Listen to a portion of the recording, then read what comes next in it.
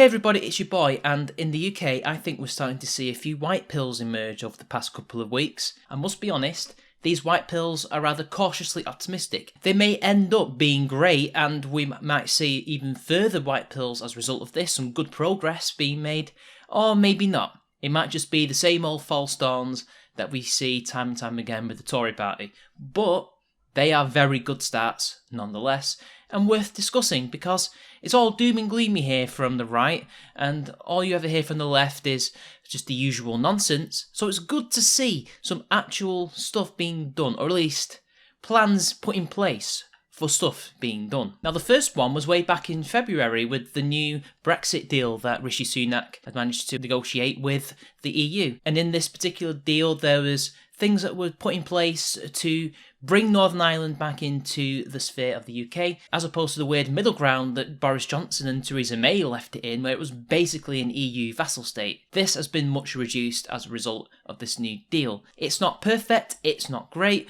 Obviously, there was a rebellion which failed to stop the bill going through because of this. Basically, what they've done is allowed the Northern Ireland Assembly to have ultimate veto powers on any EU legislation that's coming through, because part of the deal beforehand was that the Northern Irish would still be under a lot of EU laws. They now have a right to veto them when it comes to Northern Irish law, which is very good. Now, this is what they call the emergency brake or the Stormont brake. Now, it's much improved from the last deal, although unfortunately Northern Ireland is still under EU law, but also British law, but it is much reduced at the very least. So this is as good as we're going to get for the coming years anyway, but I do expect with further negotiations Northern Ireland will eventually be freed from EU suzerainty. Free flow of trade has been made easier. There was a stupid situation that's happened thanks to Boris Johnson where there wouldn't be any checks going from the southern border to the northern border, but there would be checks from going from Northern Ireland to Britain, thus isolating it even further. This has now been addressed. And also taxes, at least in regard to VAT, we now have the right to set whatever we want and decide whatever subsidies. For me, that's a win. At least that is now sovereign. Still, a lot of work needs to be done, but Rishi Sunak somehow did far more than those two, Theresa May and Boris Johnson, ever did, and that is a white pill. Is it perfect? Is it great? No.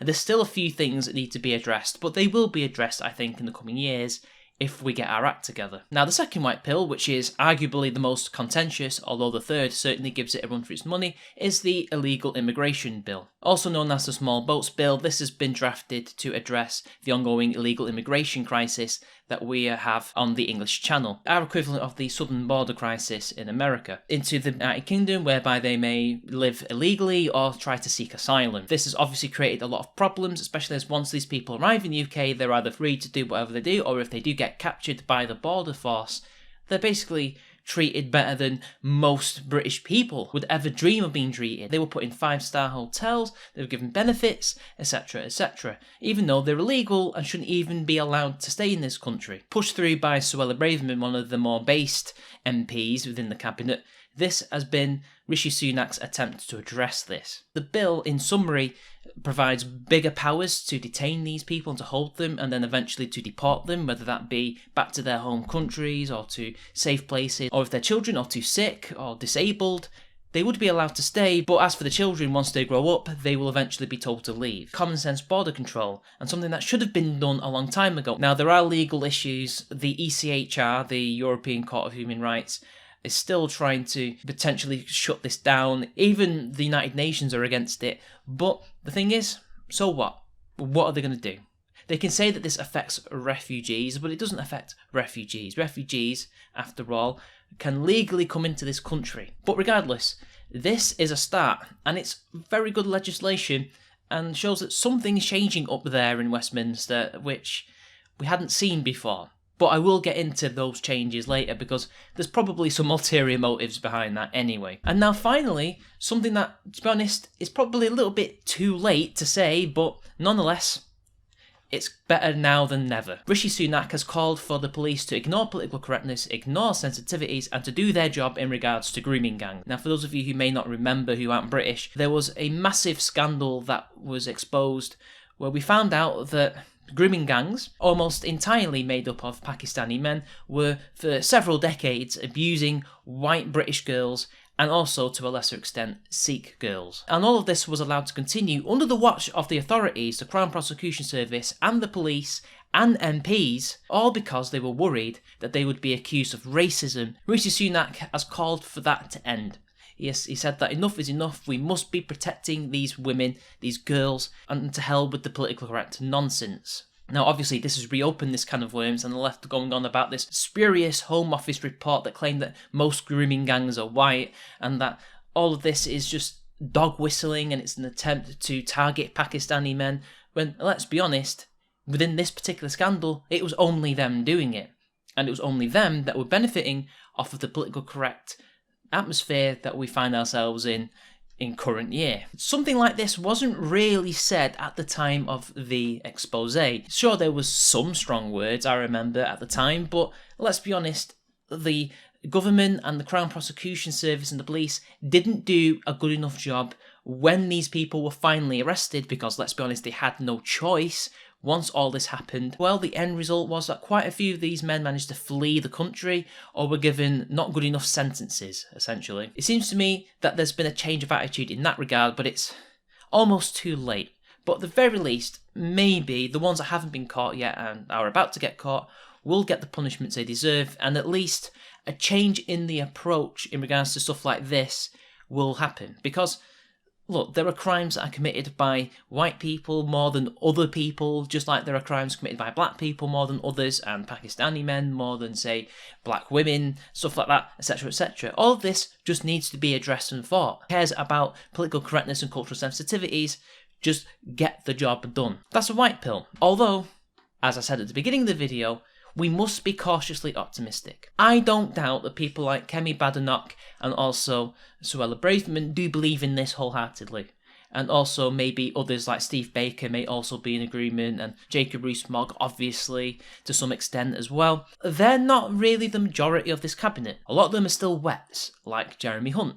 And also Rishi Sunak, his credentials are, let's be honest, questionable at the very least. And let's not forget also that the election is just round the corner. It's next year. They're doing this because at the moment they're trailing Labour by 10 points. Now the reason why they're trailing by 10 points is because, well, it was worse before, and the Brexit bill and then also this migrants bill has boosted that up.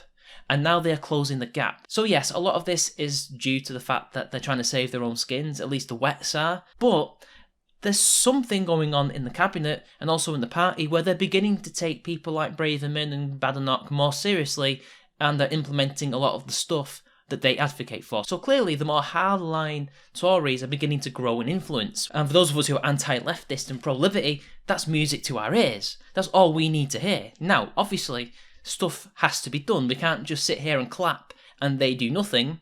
They have to show that they're doing something. But even if they do just a little, something has been done. And let's not forget that although people are worried that this is too little too late, people don't have long memories. The normal person doesn't remember something unless they are reminded of it. A week is a long time in politics. A year is even longer.